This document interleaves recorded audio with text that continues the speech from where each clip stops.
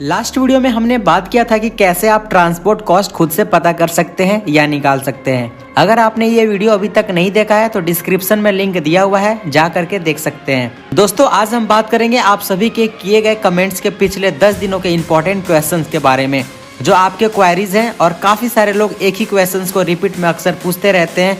तो मैं आज की इस वीडियो में आपको कुछ इंपॉर्टेंट सवालों का जवाब देने वाला हूँ। वीडियो में अंत तक बने रहना। चैनल पर पहली बार आया हो तो चैनल को सब्सक्राइब कर लेना। डायरेक्ट सीधा क्वेश्चन पर आते हैं। फर्स्ट क्वेश्चन है, सर नारियल पानी का शेल्फ लाइफ कितने दिनों का होता है? मतलब कि नारियल पानी कब तक हम स्टॉक करके रख सकते हैं, यह कितने दिनों तक खराब नहीं हो सकता है? दोस्तों यहाँ सिर्फ मैं बोलूं कि नारियल पानी 20 से 30 दिनों तक खराब नहीं होता तो शायद मैं यहाँ पर गलत हो सकता हूँ, क्योंकि दोस्तों आपको मार्केट में बेस्ट सर्विस और फ्रेश प्रोडक्ट देना है। अगर आपको कोकोनट की शेल्फ लाइफ इंक्रीज करना है तो आपको इसको सनलाइट धूप से बचा कर रखना होगा। जितना हो सके नॉर्मल या ठंड एनवायरनमेंट में कोकोनट को रखना होगा। हो सके तो आप रेफ्रिजरेटर एरिया टाइप का माहौल का इस्तेमाल करके इसका शेल्फ लाइफ 15 से 20 दिनों तक आराम से बढ़ा सकते हैं। पर अगर सही मायने में देखा जाए तो कोकोनट के कटिंग और लोडिंग होने के बाद नेचुरली 5 से 8 दिनों का शेल्फ लाइफ सही माना जाता है। टाइम ओवर हो जाने के बाद कोकोनट ड्रिंक करने लायक नहीं होता है, बिल्कुल उसे यूज आप नहीं कर सकते हैं। मेरे कहने का मतलब है कोकोनट जितना फ्रेश आपको मिले खरीदना चाहिए या मार्केट में सेल करना चाहिए। हालांकि नारियल पानी 10 से 15 दिनों तक खराब नहीं होता है, पर इसमें कालापन का आना, थोड़ा बहुत नारियल के अंदर से पानी सूखने का प्रोसेस स्टार्ट हो जाता है। बाकी बात दोस्तों यहाँ पर मैटर करता है कि आप कौन सी क्वालिटी की कोकोनट लिए हो और उसकी ग्रेड क्या है। एज अ होलसेलर 4 से 6 दिनों के अंदर ट्राई करें कोकोनट स्टॉक को सेल करने का, और जो रिटेलर्स हैं 6 से 10 दिनों के अंदर अपने स्टॉक को किसी भी तरह बेच डालें। इससे कस्टमर की फीडबैक आपको सही मिलता रहेगा और आपकी क्वालिटी की तारीफ मार्केट में बनी रहेगी। सेकेंड क्वेश्चन है कि कौन सी गाड़ी में कितने नारियल पानी लोड होते हैं? दोस्तों यह सवाल छोटे से लेकर बड़े व्यापारियों का होता है जो इस कोकोनट बिजनेस के अंदर आना चाहते हैं। जनरली लोग 5 से 6 तरह की गाड़ियों में नारियल की लोडिंग लेते हैं दोस्तों, अपना इन्वेस्टमेंट पूंजी या कैपिटल मनी को देखते हुए। तो मैं यहाँ पर शुरुआत करूंगा बड़ी ट्रक से, जो ज्यादा लंबी दूरी के लिए सूटेबल होती है और इसमें सबसे ज्यादा कोकोनट की लोडिंग होती है।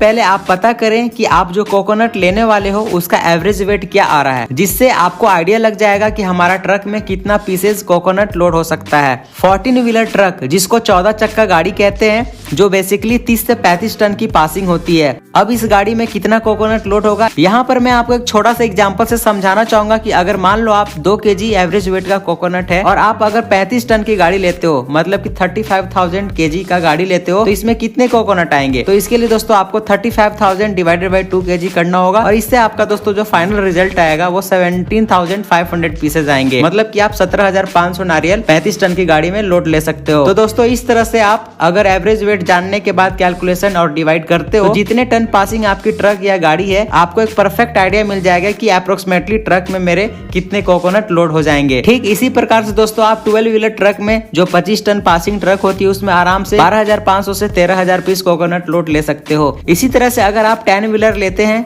जो 18 से 20 टन पासिंग ट्रक होता है, तो उसमें भी आप आराम से 9 से 10,000 के आसपास में कोकोनट पीस लोड करवा सकते हैं। अगर आप DCM या आइचर 6 व्हीलर ट्रक लेते हो तो ये 10 से 12 टन की पासिंग होती है, तो इसमें आप इजिली 6,000 के आसपास कोकोनट लोड ले सकते हो। इसके अलावा कुछ और छोटी गाड़ी होती है जो 5 से 6 टन की है और 1-2-2.5 टन का लगभग आता है। एक तो पिकअप छोटा होता है जिसमें 1800 से 2000 पीस आसपास लोड हो जाते हैं, और दूसरा जो 5 से 6 टन वाला जो मिनी ट्रक होता है उसमें लगभग 2500 से 3000 के आसपास दोस्तों कोकोनट लोड हो जाता है। तो आई होप दोस्तों कि आपका यह डाउट क्लियर हो गया होगा। बढ़ते हैं अब अगले प्रश्न की तरफ। थर्ड क्वेश्चन है, भाई अगर कोकोनट अपने गाड़ी में लोड लिया तो क्या प्रोसेस होगा? मतलब इनका सवाल यह है कि ट्रक गाड़ी ट्रांसपोर्ट का काम जो भी है वह खुद देख लेंगे और लोडिंग पॉइंट पर गाड़ी भेज देंगे। तो यहाँ पर दोस्तों इसका सिंपल सा आंसर है, प्रोसेस है।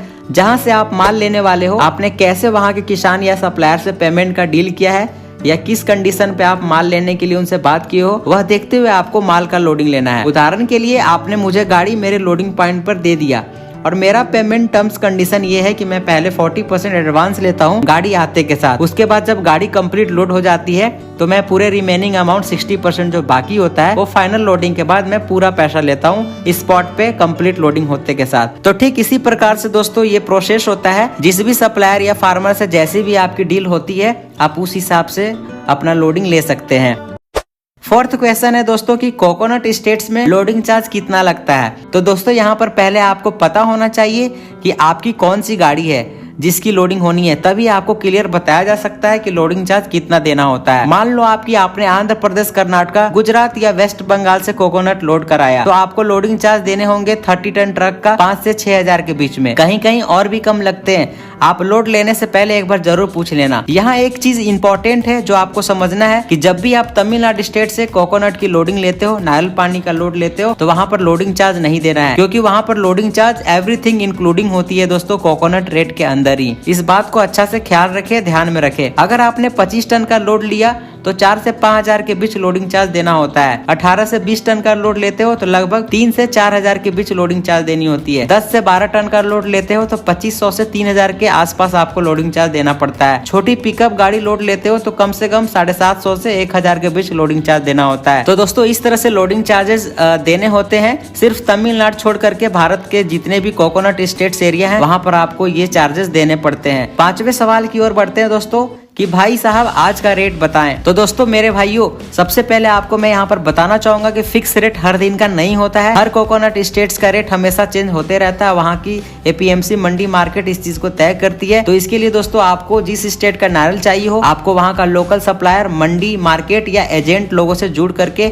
आपको इस चीज का अपडेट हमेशा लेते रहना पड़ेगा। छठा सवाल है आप लोगों का कि आपका एड्रेस या लोकेशन क्या है जहाँ से आप नारियल पानी लोड करते हैं। तो दोस्तों भारत में जितने भी कोकोनट लोडिंग एरिया है, जिस भी स्टेट में नारियल पानी की फार्मिंग होती है, प्रोडक्शन होती है, तो वो सब हमारा लोडिंग एरिया और लोकेशन एड्रेस है दोस्तों। आपके सवाल का जवाब दोस्तों यहाँ पर ये है कि आपको किस स्टेट्स का लोडिंग लोकेशन एड्रेस चाहिए या आप किस एरिया का नारियल पानी खरीदना चाहते हैं। इन सारे टॉपिक पर मैंने ऑलरेडी वीडियो बना रखे हैं, आप वीडियो जा करके देख ले। आपको हर स्टेट्स का लोडिंग लोकेशन एरिया हमारे वीडियोज के अंदर मिल जाएंगे।